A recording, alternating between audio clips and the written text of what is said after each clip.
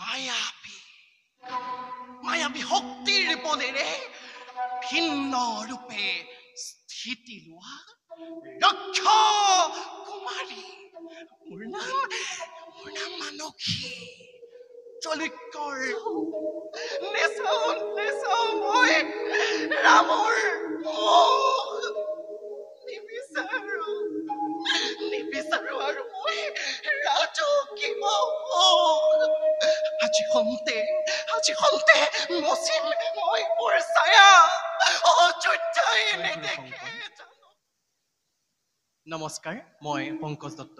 আজি সংলাপ প্ৰক্ষেপণ কৰিবলৈ ওলোৱা সংলাপ দুটি এনেধৰণৰ: শ্ৰী শ্ৰী ৰামপৰাজয় নাথভাগীৰ সীতা চৰিত্ৰটি আৰু শ্ৰী শ্ৰী ৰামচন্দ্ৰ বৈকুণ্ঠ যাত্ৰা নাথভাগীৰ শূৰ্পণখা চৰিত্ৰটি।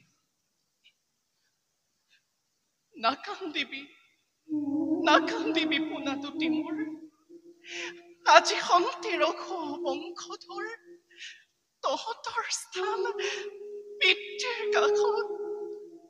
স্বামী গুৰু অভাগিনীৰ শত অপৰাধ কৰিবা মাৰ্জনা, জন্মে জন্মান্তৰে তুমিয়ে হবা মোৰ প্ৰাণৰ দেৱতা, তুমিয়ে হবা মোৰ স্বামী দেৱতা।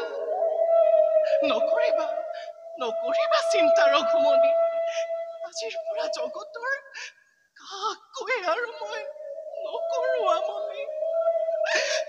আজি মই জগতৰ পৰা মাগিম মেলানি। আই বসুমতী, নেচাও মই ৰামৰ নিবিচাৰো আৰু মই ৰাজকীয় আজি খন্তে মচিম মই মোৰ ছায়া অযোধ্যাই নেদেখে জানকীৰ কায়া। নুশুনো ৰামৰ নাম, নকৰো দৰ্শন স্থান দিয়া বসুমতী দে জীৱন।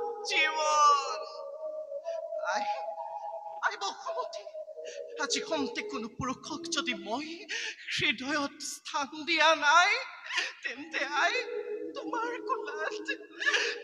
কোলাত মোক লোৱা সুমুৱাই। গুচক মোৰ কলংক ললাট, গুচক মোৰ কলংক ললাট, পাতালত পশু বসুমতী মেলা পাত, বসুমতী মেলা পাত। বিদায় পোনা দুটি মোৰ, বিদায় অযোধ্যাবাসী, বিদায় জগতবাসী, বিদায়।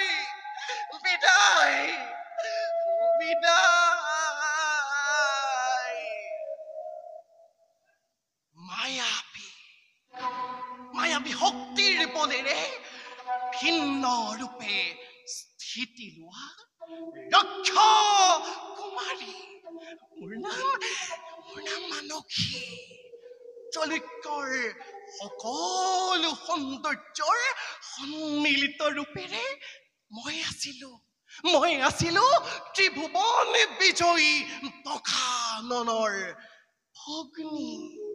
যদিওবা মই ৰক্ষাকুলজ, তথাপি ব্ৰহ্মতেজ বিৰাজিত মোৰ শৰীৰত, কাৰণ পিতৃ মোৰ বিশ্বশ্ৰৱা ব্ৰহ্মকুলীন।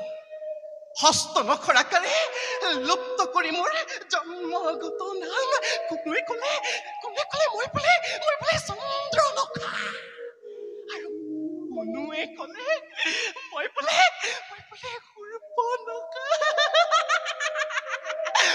শূৰ্পণখা।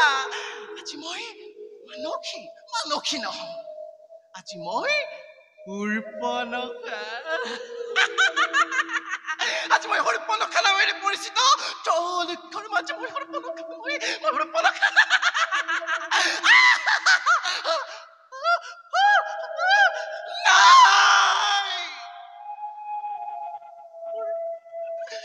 অৰূপ যৌৱন আছিলে সত্য প্ৰস্ফুৰিত পদুমৰ দৰে কিন্তু কিন্তু আজি লক্ষ্মণ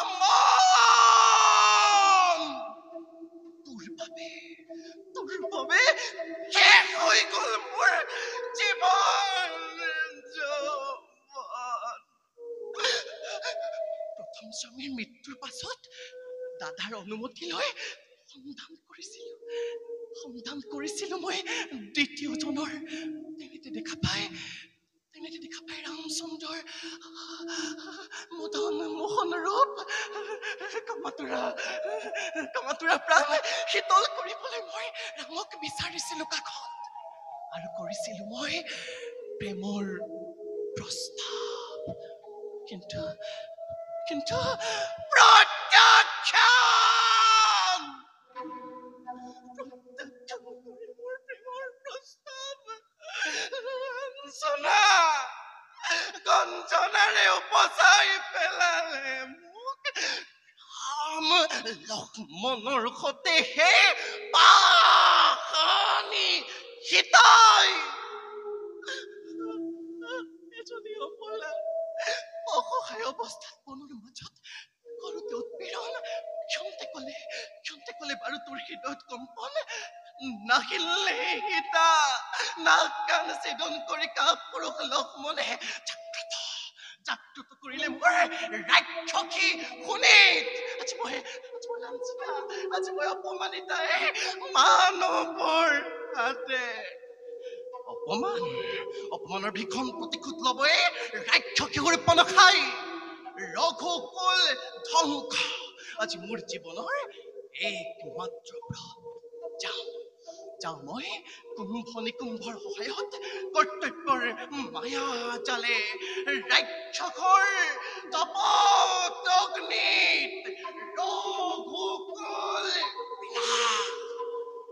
ৰঘুকুল বিনাশৰ উপায় ৰচো গৈ